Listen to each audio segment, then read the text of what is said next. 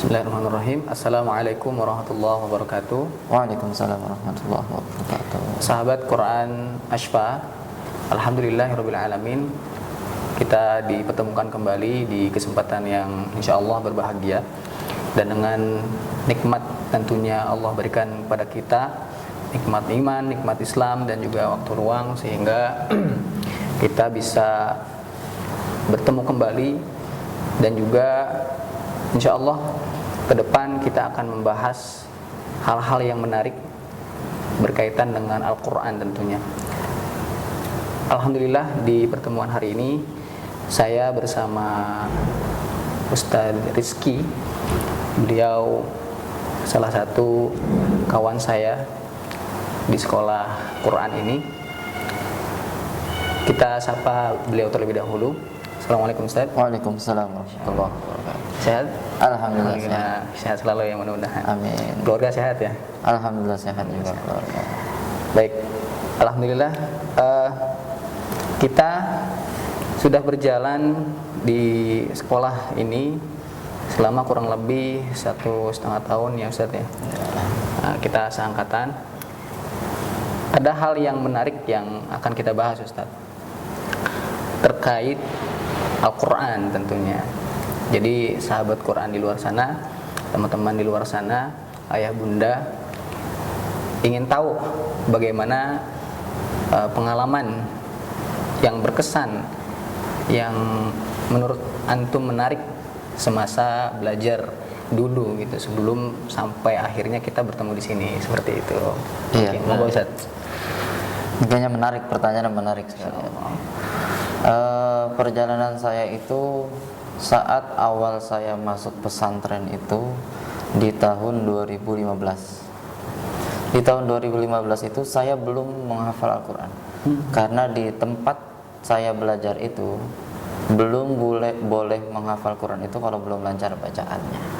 Nah, akhirnya saat 1 tahun setelah itu, di tahun 2016, alhamdulillah Allah anugerahkan, Allah izinkan saya untuk menghafal Quran. Mulainya dari juz 30. Nah, di perjalanan itu, di juz 30 itu saya belum merasakan nikmatnya menghafal Quran. Tapi saat di juz 1, juz 2 sampai seterusnya, saya merasa tertarik, merasa ini adalah kebutuhan hidup saya. Yang paling berkesan menurut saya itu, saya hampir sempat tidak fokus tidur karena saya memikirkan besok saya bisa hafalan atau enggak. Masya Allah. Sampai sempat memikirkan itu. Akhirnya alhamdulillah Allah izinkan saya, Allah anugerahkan saya. Hari demi hari 1 halaman saya perjuangkan setiap harinya. Alhamdulillahnya itu konsisten dari pesantren saya itu 1 hari 1 halaman. Nah, setelah saya lulus mondok itu, perjalanan sudah selesai, mondok selesai, saya diizinkan oleh Allah dan orang tua juga mendorong saya untuk kuliah di PTIQ, Perguruan Tinggi Ilmu Al-Quran. Dan di situ alhamdulillah saya melanjutkan hafalan saya, dan saat saya mau ujian imtihan 1 sampai 4 juz, 5 sampai 8 juz itu per 4 juz. Kalau di sana. Setiap saya mau imtihan itu saya enggak sempet tidur.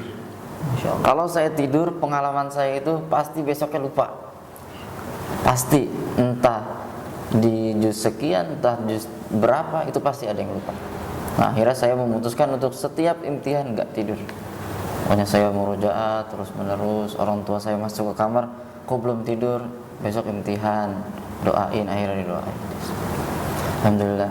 Nah, di perjalanan saya dari rumah ke kampus itu kurang lebih 1,5 jam.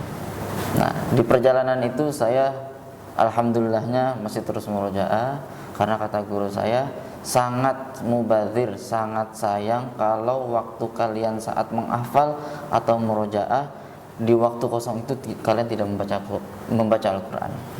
Sangat mubazir kata guru saya. Akhirnya saya di perjalanan terus membaca Al-Quran, murojaah terus. Nah, di saat saya ujian, hari ujian, saya dikasih pertanyaan oleh dosen saya itu yang saya nggak tahu itu surat apa, juz berapa, halaman berapa, dan alhamdulillahnya Allah izinkan saya untuk menjawab itu. Biasanya kan kita menjawab lanjutan dari guru kita itu, oh ini juz sekian, ini saya nggak tahu sama sekali, tapi alhamdulillahnya Allah izinkan saya itu bisa menjawab pertanyaan dosen-dosen saya. Masya Allah. Masya Allah, Luar alhamdulillah. biasa, alhamdulillah. Berarti yang berkesan di sini adalah memanfaatkan waktu ya. Iya, memanfaatkan betul. waktu. Yang saya tangkap di sini adalah memanfaatkan waktu, kemudian support orang tua, Betul. dan juga tentunya tawakal ya Iya. kepada Allah. Saya benar-benar menyerahkan diri semuanya. Kalau emang ini Allah izinkan, insya Allah Allah kasih jalannya. Insya Allah. Inilah sahabat Quran. Alhamdulillah banyak sekali yang dapat kita dapatkan dari beliau. Pengalaman yang berkesan dari membersamai Al-Quran, dari mulai masa belajar, kemudian sampai kuliah pun belajar Quran gitu.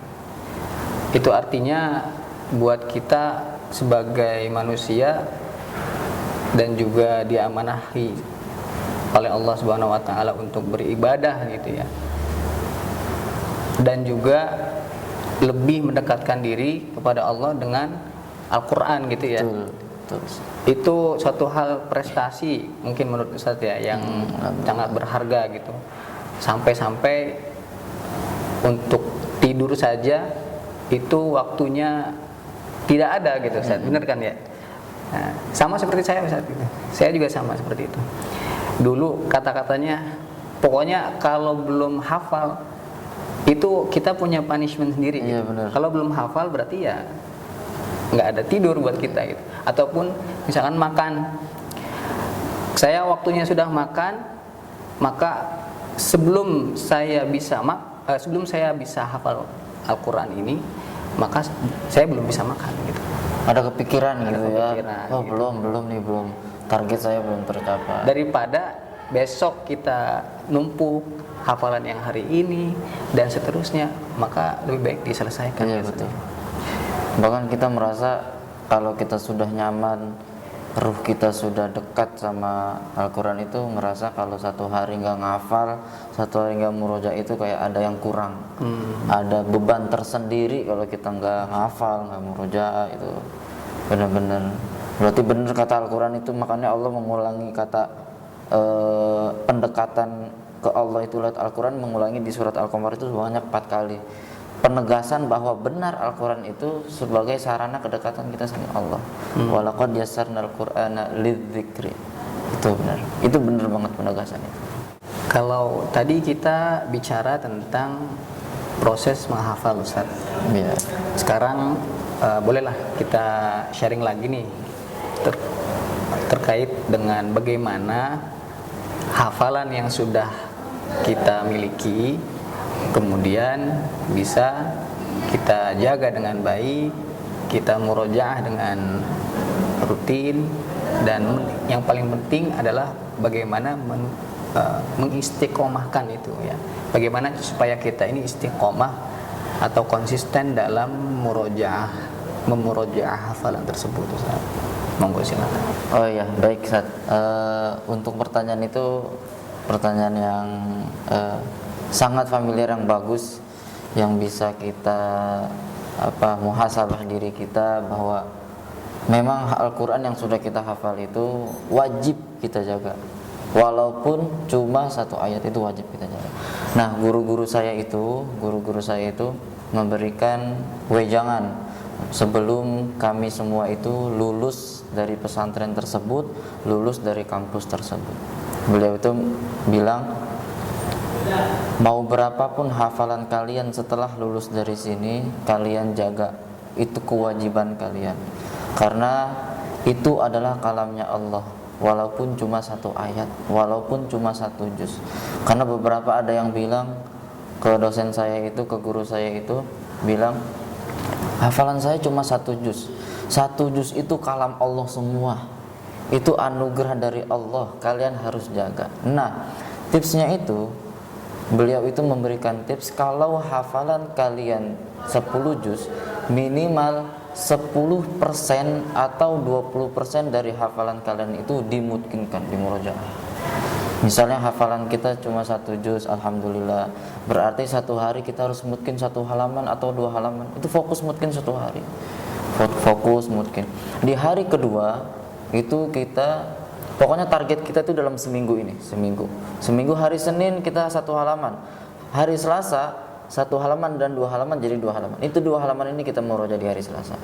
Hari Rabunya berarti jadi 3 halaman. 3 halamannya kita murojaah. Nah, di hari kelima kita dapat 5 halaman, berarti 1/4 juz. Nah, berarti 10 hari kita udah dapat setengah juz mungkin. Itu kalau kita jaga konsisten itu sampai bertahun-tahun, bahkan 30 juz kita bisa mungkin. Nah, itu tips dari guru saya. Nah, makanya kalau misalnya ada murid-murid saya, kata beliau itu, yang sudah hafal 30 juz, berarti 1 hari minimal 3 juz yang kalian harus murojaah. Itu minimal. Jangan sampai kalaupun 3 juz nggak sempet, 1 hari itu harus ada murojaah. Karena kalau 1 hari itu tidak ada murojaah, insya Allah seterusnya bakal tidak ada murojaah. Minimal 1 hari harus ada murojaah. Itu intinya, kita harus merasa kita punya kewajiban untuk menjaga kalamnya Allah, kita menjaga apa yang Allah amanahkan, kita menjaga kitab yang sangat istimewa itu.